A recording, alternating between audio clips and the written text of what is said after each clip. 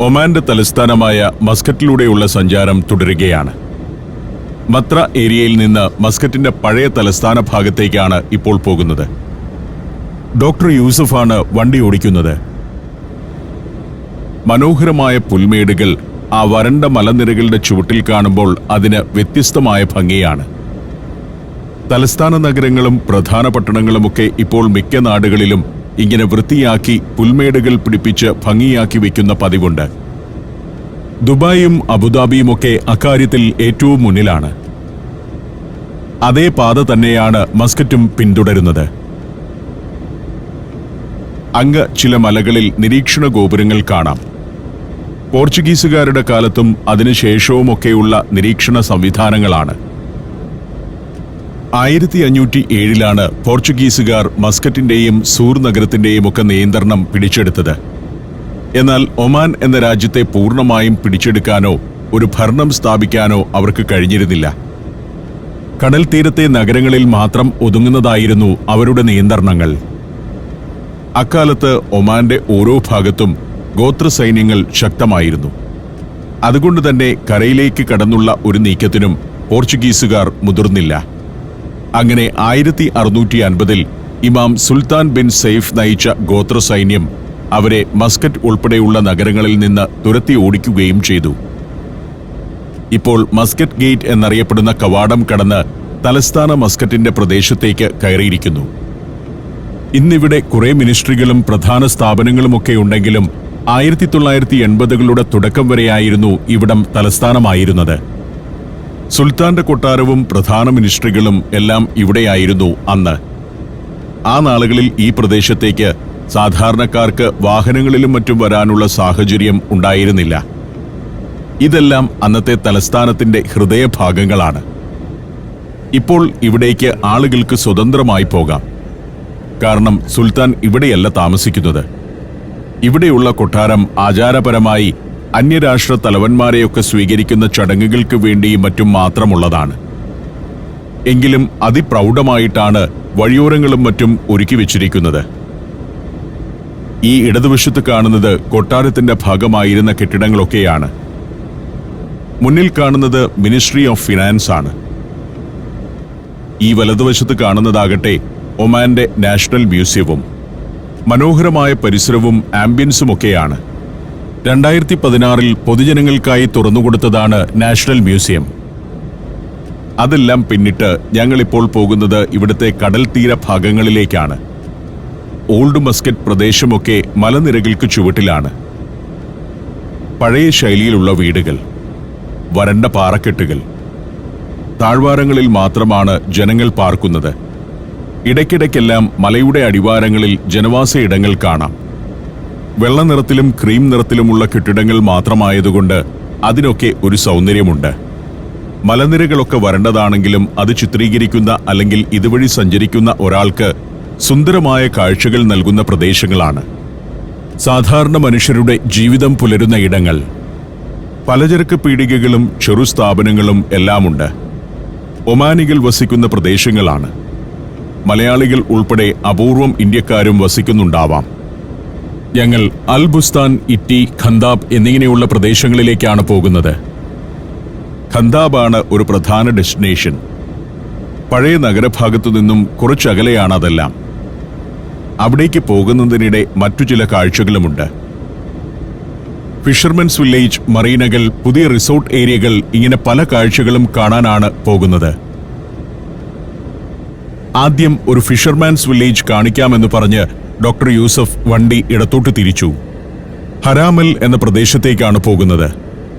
ഒരു മുക്കുവ ഗ്രാമമാണ് ഇന്നാട്ടിൽ ഹരാമിൽ എന്നും അറിയപ്പെടുന്ന ഹരാമൽ.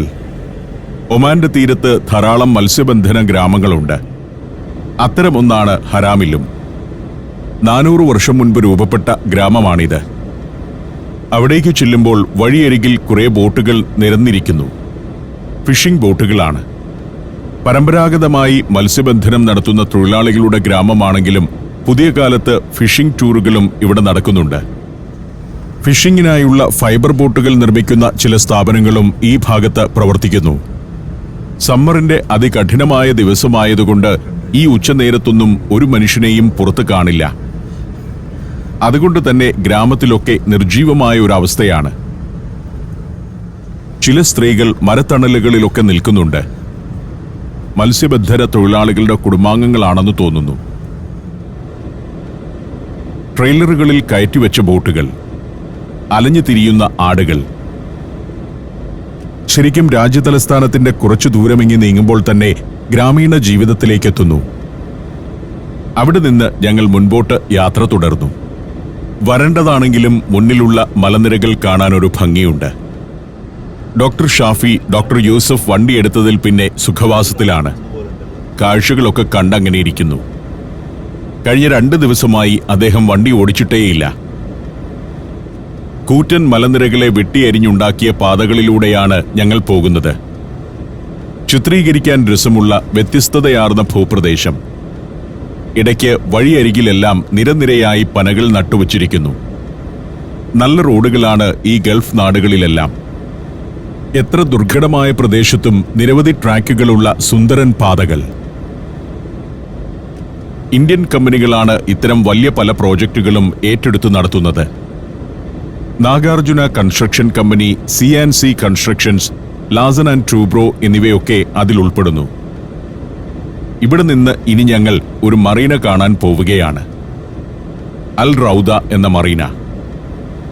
മരങ്ങളൊക്കെയുള്ള പച്ചപ്പിന്റെ പ്രദേശങ്ങൾ പിന്നിട്ടാണ് പോകുന്നത്. ആ പച്ചപ്പിന് പിന്നിൽ ഒരു പുൽനാമ്പ് പോലും കിളിർക്കാത്ത വരണ്ട പർവ്വതങ്ങളാണ്. നേരെ മുന്നിൽ കാണുന്നതാണ് അൽ റൗദ പ്രദേശം. മറീന ബന്ദർ അൽ റൗദ എന്ന ഒരിടത്ത് ബോർഡ്. മസ്കറ്റിലെ ഏറ്റവും പ്രധാന മറീനകളിലൊന്നാണ് ബന്ദർ അൽ റൗദയിലേത്. അവിടെ കൊണ്ടുപോയി വണ്ടി നിർത്തി. പതിവ് പോലെ ഇവിടെയും വിജനമാണ്. പക്ഷേ വിന്ററിൽ ധാരാളം ആളുകൾ വരുന്നൊരു സ്ഥലമാണ്. പലതരം ടൂറിസം ആക്ടിവിറ്റികൾ കൂടി നടക്കുന്നൊരു സ്ഥലം. ഡോൾഫിൻ വാച്ചിംഗ് ഉണ്ട്, സ്നോർക്കലിംഗ് സൗകര്യമുണ്ട്. അതുപോലെ ഇവിടെ നിന്ന് ഥോ ക്രൂസുകളും ആരംഭിക്കുന്നുണ്ട്. മോഡേൺ യോട്ടുകൾ ഇവിടെ നിന്ന് വാടകയ്ക്കെടുത്ത് കടലിലേക്ക് പോകാം. കടലിൽ പലതരം വിനോദങ്ങളിൽ ഏർപ്പെടാം. അതിനൊക്കെ സൗകര്യമുള്ള പ്രദേശമാണ്. സമ്പന്നരുടെ കുറേ യോട്ടുകൾ നിർത്തിയിട്ടിട്ടുണ്ട്. അതുകൂടാതെ വാടകയ്ക്ക് നൽകുന്നവയുമുണ്ട്. അങ്ങേയറ്റത്ത് പരമ്പരാഗത ശൈലിയിലുള്ള ഥോകൾ കിടക്കുന്നത് കാണാം. ഈ സുവനീർ കടകളൊക്കെ ടൂറിസം സീസണിൽ മാത്രമേ സജീവമാകൂ. അവിടെ നിന്നിട്ട് വലിയ കാര്യമില്ലാത്തതുകൊണ്ട് ഞങ്ങൾ കാറിൽ കയറി. പുറത്തിറങ്ങി നിൽക്കാൻ പോലും പറ്റില്ല. അത്ര ചൂടായി കഴിഞ്ഞു. നേരം 1 മണിയാകാറായിട്ടുണ്ട്.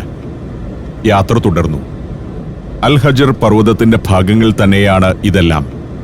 പർവ്വത ഭാഗങ്ങൾ പിളർന്നുണ്ടാക്കിയ പാത. ഹജർ എന്നാൽ പാറ എന്നാണ് അർത്ഥം. പർവ്വതത്തിന്റെ രൂപത്തിന് ചേർന്ന പേരു തന്നെ. എനിക്ക് ഈ ഭൂപ്രകൃതി നന്നായി ഇഷ്ടപ്പെട്ടു. നിരനിരയായി മലകളുടെ ഷെയ്ഡുകൾ മുന്നോട്ട് കാണാം. ഇടയ്ക്ക് താഴ്വരകൾ, മണൽപ്പരപ്പുകൾ, മരുഭൂമിയുടെ സ്വഭാവം പൂർണ്ണമായി കാണിക്കുന്ന പ്രദേശങ്ങൾ, വാദികൾ. ഇടതുവശത്ത് ഈ കാണുന്നത് മസ്കറ്റ് ഗവർണറുടെ ഓഫീസാണ്. അവിടെ നിന്നാണ് മസ്കറ്റ് ഗവർണറേറ്റ് ഭരിക്കപ്പെടുന്നത്.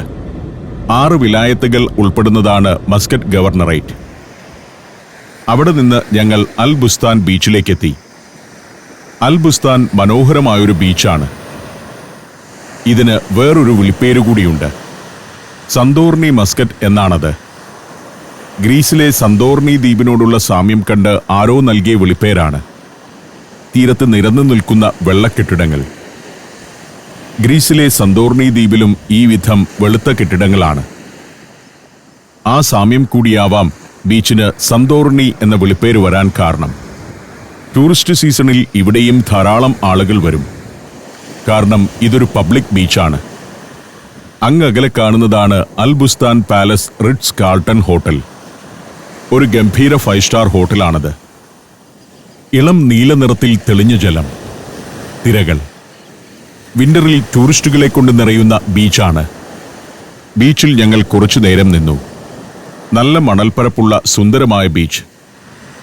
ഫൈബർ ബോട്ടിൽ ഫിഷിങ്ങിനോ മറ്റോ പോകുന്നു ചിലർ. കത്തുന്ന വേലിൽ ഓളപ്പരപ്പിലൂടെ അങ്ങനെ പോകുന്നു അവർ. തീരത്തൊന്നും ഈ സമയത്ത് നിൽക്കാൻ പറ്റില്ല. ഭീകരമായ ചൂടാണ്. കാറിനകത്ത് നിന്ന് ഇറങ്ങുമ്പോഴേ ഉരുകാൻ തുടങ്ങും. ഇവിടെ കടലിനഭിമുഖമായി കുറേ വീടുകളും വില്ലകളുമൊക്കെയുണ്ട്. സമ്പന്നരുടേതാണ്. Malaysia, Thailand, Tanzania, China. സഞ്ചാരം വോളിയം നമ്പർ 12.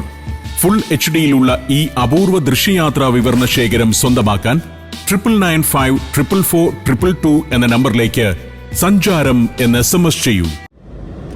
വീണ്ടും ഒരിക്കൽ കൂടി ഗവർണറുടെ ഓഫീസിനു മുന്നിൽ കൂടി കടന്നു പോകുന്നു. അത് കഴിഞ്ഞു ചെല്ലുമ്പോൾ ദൂരെ മുന്നിൽ കാണുന്നത് ഇവിടുത്തെ സ്റ്റേറ്റ് ഓഡിറ്റ് ഇൻസ്റ്റിറ്റ്യൂഷനാണ്. സുൽത്താൻ ഭരണമാണെങ്കിലും ഒരു ജനാധിപത്യ രാജ്യത്തെന്ന പോലെ ശക്തമായ ഓഡിറ്റും സാമ്പത്തിക ചെലവുകളൊക്കെ പരിശോധിക്കുന്ന സംവിധാനങ്ങളും ഇവിടെയുണ്ട്. ഈ കാണുന്നത് ഇവിടുത്തെ സ്റ്റേറ്റ് കൗൺസിൽ ഓഫീസാണ്. സ്റ്റേറ്റ് കൗൺസിൽ എന്നാൽ സുൽത്താന്റെ മജ്ലിസ്. ഒമാനിലെ പാർലമെന്ററി സംവിധാനത്തിലെ ഉപരിസഭയാണ് സ്റ്റേറ്റ് കൗൺസിൽ. സുൽത്താൻ നേരിട്ട് നിയമിക്കുന്ന അംഗങ്ങളാണ് അവിടെയുള്ളത്. മുൻ മന്ത്രിമാർ, ഉന്നത ഉദ്യോഗസ്ഥർ, അക്കാദമീഷ്യന്മാർ, വൻ വ്യവസായികൾ, സാമൂഹിക പ്രവർത്തകർ എന്നിവരൊക്കെ അതിൽ അംഗങ്ങളായിരിക്കും. മജ്ലിസ് അൽ ദൗള എന്നാണ് സ്റ്റേറ്റ് കൗൺസിൽ ഇവിടെ അറിയപ്പെടുന്നത്. ഒമാൻ പാർലമെന്റിന് 2 ഭാഗങ്ങളുണ്ട്. സുൽത്താൻ നിയമിക്കുന്ന അംഗങ്ങളുടെ മജ്ലിസ് അൽ ദൗള അഥവാ സ്റ്റേറ്റ് കൗൺസിലും ജനങ്ങൾ തെരഞ്ഞെടുക്കുന്ന അംഗങ്ങളുടെ മജ്ലിസ് അൽ ഷൂറ അഥവാ അധോസഭയും. ഇവ രണ്ടും ചേരുന്നതാണ് മജ്ലിസ് ഒമാൻ അഥവാ Oman council. Sultan Qaboos bin സയ്യിദിന്റെ കാലത്ത് 1997-ലാണ് ഈ സംവിധാനം നിലവിൽ വന്നത്. ശരിക്കും ഇതാണ് ഒമാന്റെ പാർലമെന്റ് മന്ദിരം. വമ്പനൊരു കോംപ്ലക്സ് ആണിത്. 2013 നിർമ്മാണം പൂർത്തിയായ സമുച്ചയം. ഒമാന്റെ ഭരണനിർവഹണം നടക്കുന്നത് അവിടെ നിന്നാണ്. ഇപ്പോൾ 86 അംഗങ്ങളുണ്ട് സ്റ്റേറ്റ് കൗൺസിലിൽ. 5 വർഷമാണ് ഓരോ അംഗത്തിന്റെയും കാലാവധി. ചിലപ്പോൾ ഒരംഗം തന്നെ വീണ്ടും വീണ്ടും തെരഞ്ഞെടുക്കപ്പെടുകയും ചെയ്യും. ഞങ്ങൾ ഹൈവേയിൽ നിന്ന് ഒന്ന് തിരിഞ്ഞു.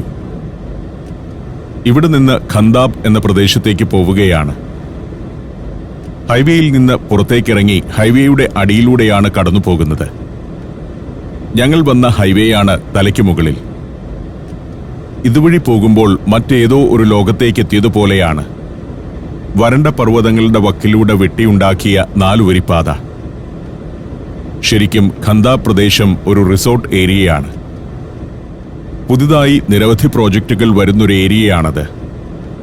ധാരാളം ഹോട്ടലുകൾ, ബീച്ച് റിസോർട്ടുകൾ എന്നിവയെല്ലാം പുതുതായി വരുന്നുണ്ട്. ടൂറിസത്തിന്റെ ഒരു പ്രധാന കേന്ദ്രമായി വളർന്നുകൊണ്ടിരിക്കുന്ന സ്ഥലമാണത്. ഞാൻ 18 കൊല്ലം മുൻപ് ഇവിടെ വരുമ്പോൾ ആ പ്രവർത്തനം തുടങ്ങിയിരുന്നെങ്കിലും ഇപ്പോഴും അത് വളരെയധികമൊന്നും മുൻപോട്ട് പോയിട്ടില്ലെന്ന് എനിക്ക് തോന്നുന്നു. മനോഹരമായ നല്ല റോഡുകൾ വന്നിട്ടുണ്ട്. വാദി അൽ കബീർ എന്ന പ്രദേശത്തേക്കാണ് ഞങ്ങളിപ്പോൾ എത്തിയിരിക്കുന്നത്. ഖന്താബ് ഹൈറ്റ്സ് എന്നാണ് ഈ ഭാഗം മൊത്തത്തിൽ അറിയപ്പെടുന്നത്. ഇവിടമൊക്കെ ഇങ്ങനെ പർവ്വത പ്രദേശങ്ങളാണെങ്കിലും ഖന്താബ് ഒരു തീരനഗരമാണ്. മത്സ്യബന്ധനം തൊഴിലാക്കിയവർ നൂറ്റാണ്ടുകളായി വസിക്കുന്ന ഒരു ഗ്രാമമായിരുന്നു പണ്ടിവിടെ ഉണ്ടായിരുന്നത്. കഴിഞ്ഞ ഏതാനും വർഷങ്ങൾക്കിടെയാണ് ഖന്താബ് വലിയൊരു ടൂറിസം സെന്ററായി വളർന്നത്. ഇവിടമൊന്നും മസ്കറ്റ് നഗരത്തിൽ നിന്നും ഏറെ അകലെയല്ല. ഒരു 20 കിലോമീറ്റർ ചുറ്റളവിലാണ് ഇവിടമൊക്കെ. ഇവിടെ നിരവധി റിസോർട്ടുകളുണ്ട്. അവിടേക്ക് സാധനങ്ങളുമായി പോകുന്ന വണ്ടികളൊക്കെയാണ് മുന്നിൽ. അല്ലാതെ ഈ വഴിക്ക് സാധാരണക്കാർ അധികം യാത്ര ചെയ്യേണ്ട ആവശ്യം വരുന്നില്ല. ഇടയ്ക്ക് ചില ചെറിയ ജനവാസ പ്രദേശങ്ങളും കടന്നു പോകുന്നുണ്ട്. ഈ റോഡ് നേരെ എത്തിച്ചേരുക ബാർ അൽ ജിസ എന്ന പ്രദേശത്തേക്കാണ്. ഒരു ലക്ഷറി റിസോർട്ടും റെസിഡൻഷ്യൽ ഏരിയയുമാണ് ബാർ അൽ ജിസ. അങ്ങോട്ട് പോകുമ്പോൾ ഇവിടെ ഒരു ഹെലിപ്പാഡൊക്കെയുണ്ട്. ഇതൊരു ജംഗ്ഷനാണ്. ഇവിടെ നിന്ന് ഇടത്തോട്ട് പോയാൽ കുറേ റിസോർട്ടുകളിലേക്കെത്തും. ജുമൈറ, മസ്കറ്റ് ബേ എന്ന റിസോർട്ടെല്ലാം അവിടെയാണ്. ഈ മലകൾക്കിടയിലേക്ക് കടൽ കയറിക്കിടക്കുന്ന കുറേ പ്രദേശങ്ങളുണ്ട്. അതിമനോഹരമായ കാഴ്ചകളാണ് അവിടെയുള്ളത്. മരങ്ങളും പച്ചപ്പും ഒന്നുമില്ലെങ്കിലും ഇളം നീലക്കടൽ നരച്ച പർവ്വതങ്ങൾക്കിടയിലേക്ക് കയറിക്കിടക്കുന്നതും അതിന്റെ തീരത്തെ ബീച്ചുകളുമെല്ലാം സുന്ദരമായ കാഴ്ചകളാണ് ഒരുക്കുന്നത്. അവിടെ ഒമാൻ ഡൈവ് സെന്റർ എന്ന സ്ഥാപനമുണ്ട്. സ്നോർക്കലിംഗ്, സ്കൂബ ഡൈവിംഗ് എന്നിവയ്ക്ക് സൗകര്യമൊരുക്കുന്ന നിരവധി കേന്ദ്രങ്ങളുണ്ട്. ഹോട്ടലുകളും വൈവിധ്യമാർന്ന ഭക്ഷണം ലഭിക്കുന്ന റെസ്റ്റോറന്റുകളും ധാരാളം. അങ്ങനെ മികച്ചൊരു ഉല്ലാസ കേന്ദ്രമാണ്. Muscat hill, Brezza restaurant, roof bar എന്നിങ്ങനെ നീളുന്നു മികച്ച റെസ്റ്റോറന്റുകളുടെ നിര. ടൂറിസത്തിന്റെ കേന്ദ്രമായതുകൊണ്ട് തന്നെ ഇവിടുത്തെ റിസോർട്ടുകളിലെല്ലാം മദ്യം യഥേഷ്ടം കിട്ടും. മുസ്ലിങ്ങളല്ലാത്തവർക്ക് ഒമാനിലേക്ക് മദ്യം കൊണ്ടുവരാം. ഇവിടെ താഴെ കടലാണെന്നാണ് ഡോക്ടർ യൂസഫ് കാണിച്ചു തരുന്നത്. ഇടതുവശത്ത് കടലാണ്, ഒമാൻ ഉൾക്കടൽ. അങ്ങോട്ട് നോക്കുമ്പോൾ കടൽ തീരത്ത് നിരവധി റിസോർട്ടുകളും കാണാം. അവിടെ ഒരിടത്ത് വണ്ടി നിർത്തി ഞാനൊന്ന് ഇറങ്ങി നോക്കി. പക്ഷേ 2 വളവ് തിരിഞ്ഞതുകൊണ്ട് ഇവിടെ നിന്ന് കടൽ തീരവും റിസോർട്ടും പൂർണ്ണമായി കാണാൻ പറ്റുന്നില്ല. വീണ്ടും മലമടക്കുകളിലൂടെ യാത്ര തുടർന്നു.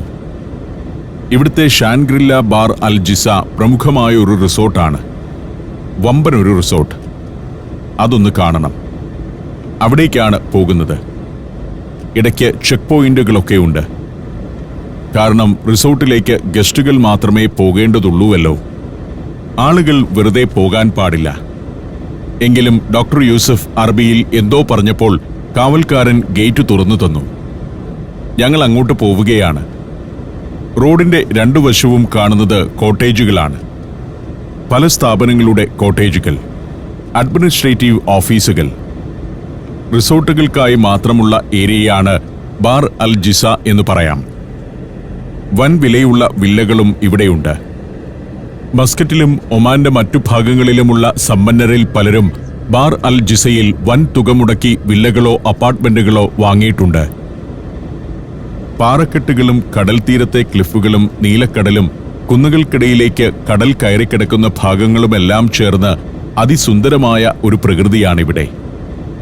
Dolphin watching, kayaking, paddle boarding, snorkelling, hiking, diving എന്നിങ്ങനെ അനവധിയായ വിനോദങ്ങൾക്കുള്ള അവസരവും ഇവിടെയുണ്ട്.